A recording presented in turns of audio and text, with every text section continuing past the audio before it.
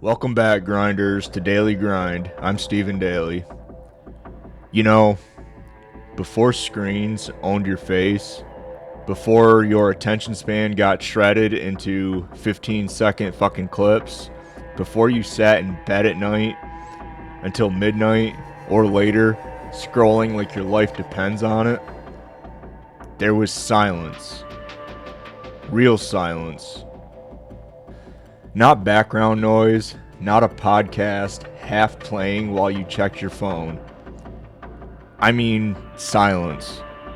A room, a family, a wooden box sitting in the corner. And that box waited. Then it hummed. A low crackle, static like distant rain. A glow of a dial cutting through the dark. And then a voice came through. And when it did, people shut the fuck up. No multitasking, no distractions, no half listening. Just a voice. And that voice shaped reality. Old time radio wasn't just entertainment. It was authority.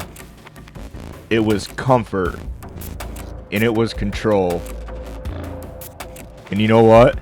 People trusted it more than they trusted each other.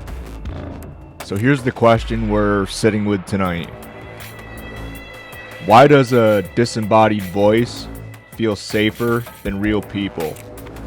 And more importantly, what the hell does that say about you right now? Let's grind. This is Daily Grind. I don't do safe topics, trigger warnings, or corporate-friendly bullshit. No subject is off limits. Political, true crime, history, or whatever else gets the gears grinding in your head. I grind into reality like it owes me rent. Radio didn't just start powerful. It started messy early in the 1920s. Guys in basements wiring things together like fucking lunatics playing with electricity. And electricity is one thing that I don't mess around with. But old time radio is probably one of my little guilty pleasures. It's also one of the reasons I got into podcasting. I'm just fascinated with old time talk radio and shows. I mean, call it what you want, but no structure, no authority, just noise. Back when these lunatics were wiring shit together. And then, of course, money shows up. Corporations step in. Suddenly, everything gets tightened up. Same voices, same schedules, same delivery. Every single day. Now it's not random anymore, though. It's familiar. And familiarity builds trust. Now drop that into the 1930s. The world is just unstable. People are losing everything. And what do humans want when life feels out of control? They don't want truth. They want certainty. They want a voice that sounds like it knows what the fuck it's doing. And radio delivered that. Calm, steady, controlled. And here's where it gets interesting. Your brain doesn't wait for logic. It reacts to tone. Slow voice, safe. Confident tone, trustworthy. Steady rhythm, relaxing. Even if what's being said is complete bullshit. Let that sit for a second. Even if it's bullshit. If it sounds right, your body leans toward believing it. How many times have you trusted someone, not because they were right, but because they sounded like they couldn't be wrong?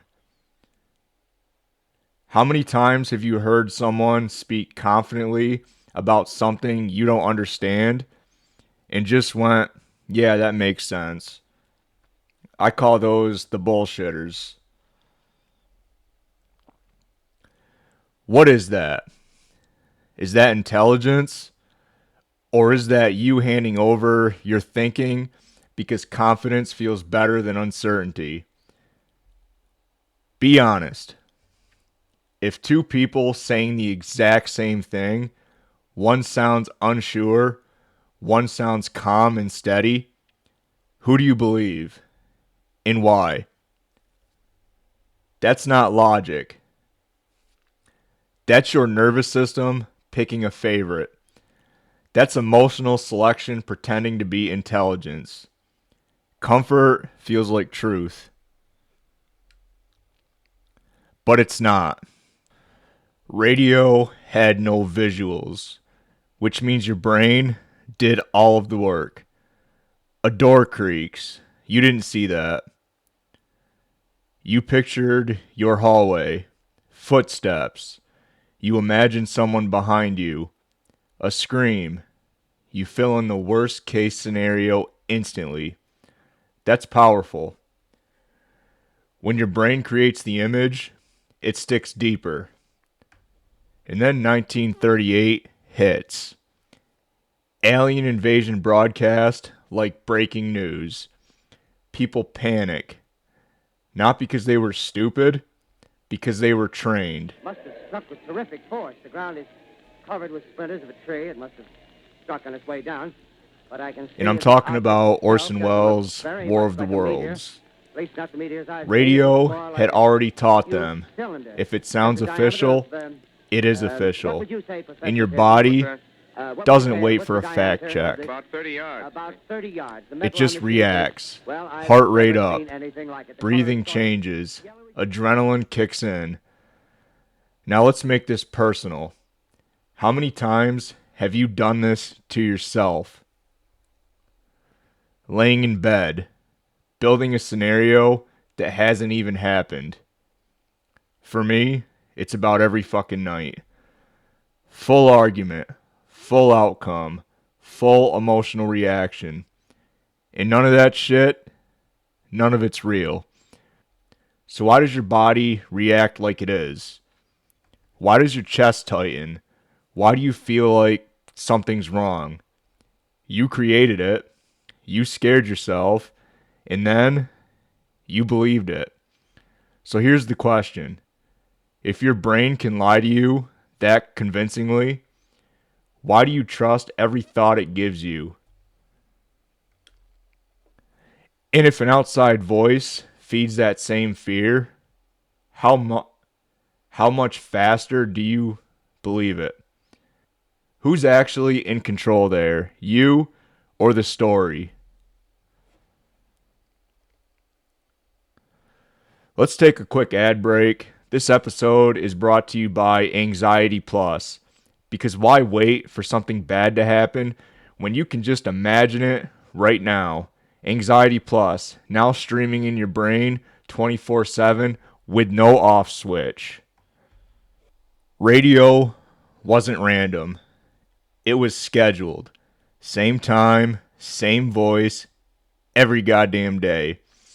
Routine builds attachment. Attachment builds trust. And trust, that just lowers your guard. Now the ad comes in. Smooth, easy, familiar. And you don't resist because you're comfortable. And that's how soap operas got their name. Soap companies funding emotional dramas. They hook you emotionally, then sell you something while you're relaxed. That's not ancient history.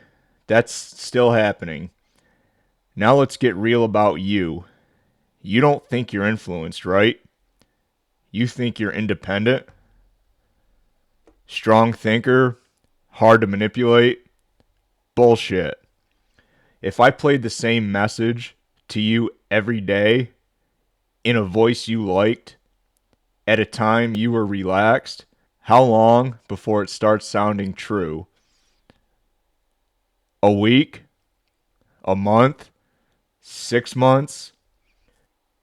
How many opinions do you have right now that didn't start with you? They started with repetition. They started with familiarity. They started with, I've heard this enough goddamn times. Let me ask you something.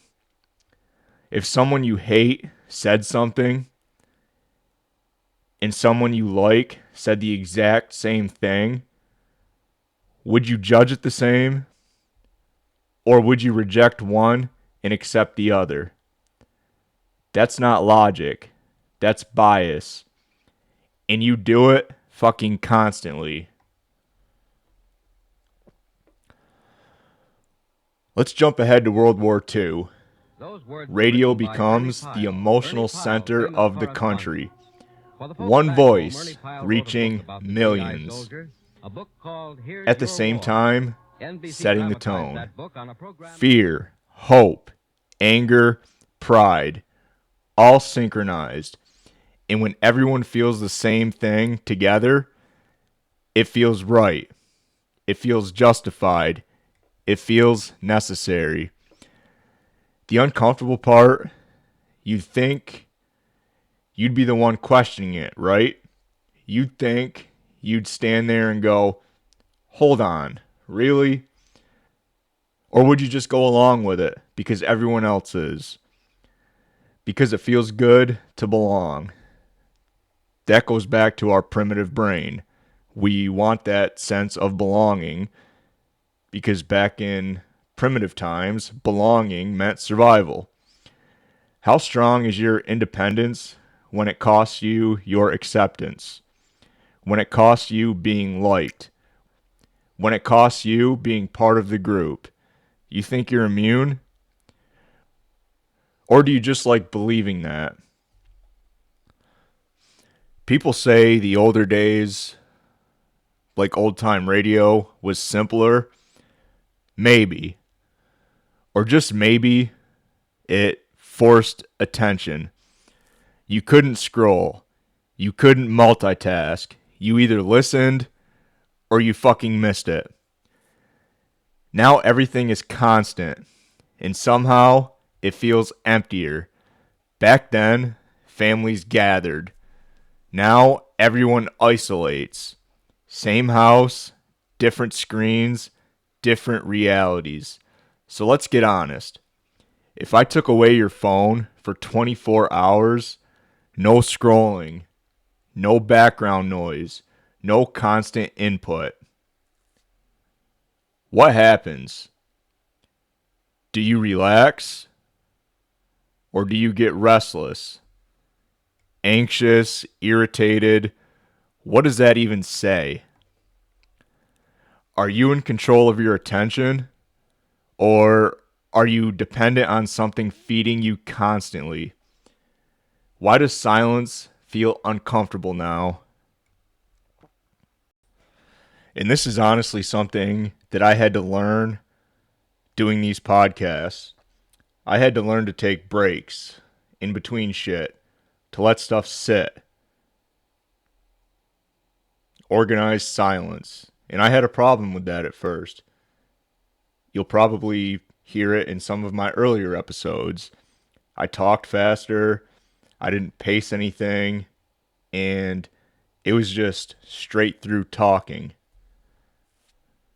Radio voices became trusted companions. You never saw them, but you knew them. You knew their tone, their rhythm, and their presence. And that built intimacy. And intimacy builds influence. Now, fast forward to here and now. There's podcasts, social media, streamers. Same exact structure, just delivered to you a little bit differently. Someone talks, you listen, they become familiar. Familiar builds trust. Trust becomes influential, and slowly, their voice starts blending into your thoughts. Let that sink in for a minute. What voices are in your head right now that aren't yours? The phrases you repeat, the opinions you default to. Where the fuck did they even come from? Did you build them? Or did you absorb them? If I removed every outside voice for a week, no content, no noise, no influence, what would be left? Would you even recognize your own thoughts? Or would it feel empty? And that's the part no one wants to think about. Old-time radio wasn't nostalgia. It was power. It calmed people. It scared people. It sold products. It shaped beliefs, all with nothing but sound. No visuals. No filters. Just a voice. And that should bother you, because it means it doesn't take much.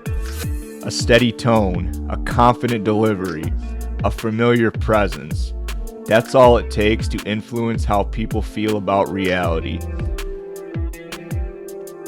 If a calm voice told you everything was fine, would you believe it? If a confident voice told you something was dangerous, how fast would your body actually react?